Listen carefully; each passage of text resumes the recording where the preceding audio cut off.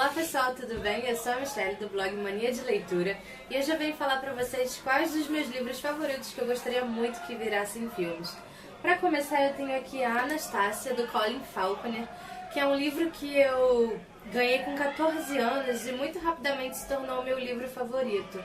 Esse livro, o Colin Faulconer, ele é um jornalista e ele fala um pouco da história de como se a Anastácia não tivesse morrido na chacina de 1918. É um livro muito legal, é uma história ao longo dos anos, né, dentre muitos países, como se a Anastácia estivesse fugindo, tivesse sobrevivido à chacina e estivesse fugindo para não morrer, né, pelas pessoas que queriam ela morta. E é muito, muito, muito, muito, muito lindo. Eu já li 3 vezes e vou reler de novo. E toda vez que eu pego nas mãos eu quero ler de novo. Ele já tá todo velhinho, afinal de contas já tem mais de 10 anos na minha mão, né? Mas é um livro muito querido. Eu sempre gostei muito da história russa e isso sempre me atraiu muito. E é uma história até bem plausível. Foi uma pesquisa que o Colin Faulconer fez de o que teria acontecido se alguém tivesse sobrevivido à chacina a chacina da Revolução Russa, né? Então, o livro começa na Rússia de 1918, com a família real sendo assassinada no porão da Casa de Verão, né? Que eles já estavam fugindo da Revolução e acaba que eles são emboscados e são assassinados. Daí, a história passa a ser contada intercalando os pontos de vista entre a Anastácia e, mais pra frente, o Michael Sheridan. Então, em 1918, a Anastácia é como se ela tivesse morrido mesmo. O capítulo acaba com ela meio que fechando os olhos de fraqueza e tal, o sangue escorrendo. Mas aí, o segundo capítulo é 1921, se eu não me engano. Isso, 1921, alguns anos após a Revolução Russa, como se a Anastácia tivesse conseguido fugir atravessando a fronteira com a China. E a partir daí que ela conhece o Michael, cismei com o Malcolm, é Michael. E ele a salva de se afogar no rio. Ele resgata ela e a partir daí eles nunca mais se desgrudam. Ela é uma menina desmemoriada, ela lembra muito pouco de seu passado, cheia de feridas na cabeça, feridas parecidas com baitonetadas, né? Que foi justamente como a Anastácia morreu de fato, com tiros e baitonetadas por todo o corpo. E foi muito legal porque a gente percebe durante todo o livro que o Colin, ele fez uma baita de uma pesquisa para que toda essa história fosse muito plausível. Então, o Michael, ele encontra a Anastácia ferida, se afogando no rio, lá em Xangai, e ele salva a vida dela, acolhe ela não tem pra onde ir, ela tava mal sobrevivendo, sabe? Pior que um cachorro de rua, ela tinha que se prostituir para poder se alimentar. E aí ele acolhe ela sem nenhuma segunda intenção e dá uma casa, dá uma muda de roupa limpa e dá um prato de comida. E a partir de então ela se torna muito grata a ele, eles criam uma relação de amizade bem fiel mesmo um com o outro. E ela é uma garota muito introspectiva, ela não se abre, ela mal sabe sobre o seu passado, ela tem muito medo do mundo, porque as poucas pessoas que tentaram ajudá-la, na verdade, a exploraram, né? Ela foi obrigada a se tornar prostituta para não morrer de fome no inverno da China. Então, o Michael é a primeira pessoa que entra na vida dela sem segundas intenções. E a partir daí, a história é contada de acordo com a história do mundo mesmo. De Xangai de 1921, a gente passa para Londres de 1924 e termina em Nova York de 1929 com a queda da Bolsa. Então, a história que o Colin criou é muito baseada nas histórias verídicas do mundo mesmo. Então, é muito plausível, eu sinto durante toda a leitura como se esses personagens realmente existissem. E eu gostaria muito de ver isso transpassando para a tela do cinema e ver de fato os personagens que eu sempre imaginei. E eu gostaria muito que a Anastácia tivesse sobrevivido de fato à Revolução Russa ou alguém da família real, porque eu adoro essa história. E esse livro é muito comovente, é muito lindo. O Michael é apaixonante. E é muito lindo como a história do mundo vai evoluindo e a história dos dois vai evoluindo também. A gente conhece muito mais a fundo a vida do Michael, a gente conhece muito mais a fundo a vida da Anastácia. E eu acho que seria uma adaptação muito linda, apesar de que talvez seja muito cara, né? Já que se dá ao longo de vários países. Mas é um livro muito incrível que eu gostaria muito de ter a oportunidade de ver na telona do cinema.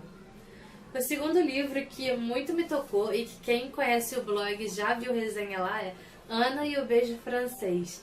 Eu li esse livro um pouquinho antes de ter a oportunidade de ir para a França, inclusive na resenha eu falo um pouco disso, que através das descrições que a Stephanie Parkins dá no livro, eu consegui conhecer Paris de olhos fechados, sem precisar de mapa, porque as descrições dela são muito verídicas.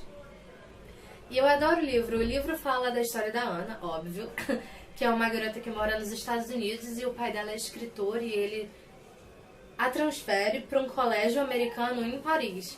E a princípio ela odeia essa ideia, tipo, Paris, ela nem sequer fala francês. Mas ela vai assim mesmo, porque enfim, o pai dela já a matriculou. E chegando lá ela não conhece ninguém, é um país novo, é uma língua esquisita, com comidas esquisitas e ela tá super acostumada com a vidinha dela, com a melhor amiga dela e com o carinha que ela tem um caso lá nos Estados Unidos. Mas enfim, Paris é a cidade de luz, é a cidade mais romântica do mundo, não é à toa que ela tem esse codinome, é de fato a cidade mais romântica do mundo, e é em Paris que a Ana conhece uma vida totalmente diferente da que ela estava acostumada. E ela encontra bons amigos lá, que é Hashmir, o Josh e o Etienne. E como a gente pode ver aqui pela capa, o carinha dos Estados Unidos é facilmente esquecido. Eu não vou entrar em grandes detalhes porque já tem resenha lá no blog, mas o livro é lindo. As relações de amizade são lindas, as relações familiares são lindas, Paris é maravilhosa. E eu queria muito, muito, muito, muito ver isso na telona do cinema, com pessoas de carne e osso interpretando os personagens, e isso é muito mágico. O terceiro livro que eu escolhi é um nacional, é Não Pare, da Pepper. Foi lançado fisicamente há pouco tempo, mas que já está fazendo sucesso na Amazon há um bom tempo. E não é à toa que ele faz sucesso. O livro conta a história da Nina, que é essa garota aqui da capa, que ela tem uma particularidade nas suas pupilas, e por isso a mãe dela cria uma lente especial para que as pupilas dela parecessem de uma pessoa normal. E ela não sabe o porquê, mas óbvio, como o título já diz, não pare. Ela passa a vida inteira fugindo, ela e a mãe, e ela não sabe o porquê disso. Só que ela é uma garota meio azarada, ela atrai acidentes, digamos assim. Por onde ela passa, acidentes acontecem próximo a ela, facas voam na cabeça dela, andantes caem a 1 centímetro do corpo dela. E toda vez que um acidente desse acontece, a mãe dela surta e elas mudam de país novamente. Quando ela está prestes a completar 17 anos, ela descobre, através de relatos da internet, que outras meninas com essa mesma particularidade que ela tem morrem ao completar 17 anos, e ela começa a ficar intrigada com isso. Mas por que será que essas coisas acontecem? Por que será que essas meninas morreram? E ao mesmo tempo ela descobre que antes dessas meninas serem assassinadas, elas também eram azaradas e atraíam esses tipos de acidentes para si. E aí ela começa a entender o porquê que ela sempre fugia, o porquê que a mãe dela sempre fugia com ela. Até que um dia ela muda para Nova York. Para Nova York, e a mãe dela diz que pretende fazer de Nova York o seu lar, ou seja, não pretende fugir tão cedo. E é lá que ela dá de cara com um cara deslumbrante, que diz que tem a resposta para todas as dúvidas dela. Só que essa resposta custaria um preço muito alto, e o preço seria a própria vida dela. Então ela se vê encantada pela morte. É um livro muito impactante, tem muita ação e muito mistério do início ao fim. A gente termina o livro 1 sem descobrir tudo, né? Porque é uma trilogia. Então é muito impactante. Tanto que a frase da capa é: para se sentir vivo, você entregaria sua vida nas mãos da morte? É a partir desse momento em que ela se descobre envolvida com o ceifeiro em que tudo começa a acontecer na vida dela. Antes eram só especulações, antes ela só estava fugindo. E ela não sabia do que ela estava fugindo.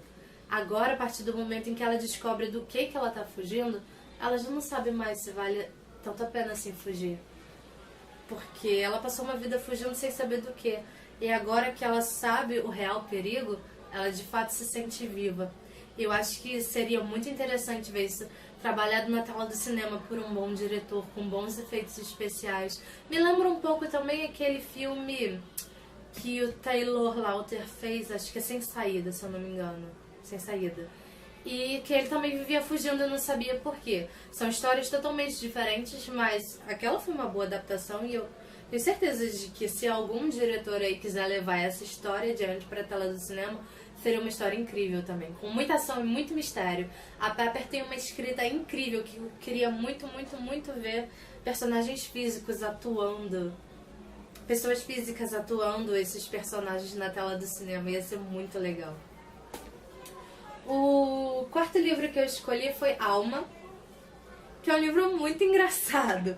É um livro fantástico e essa daqui é a Alexia Tarabotti, que é uma pessoa sem alma, por isso que o título é Alma. E se passa numa Londres vitoriana, onde seres fantásticos caminham livremente na rua, assim, tipo lobisomens e vampiros. E ninguém estranha o fato deles existirem, eles são pessoas do cotidiano como nós. E o fato da Alexia não ter alma é que quando esses seres fantásticos chegam perto dela, eles perdem seus poderes.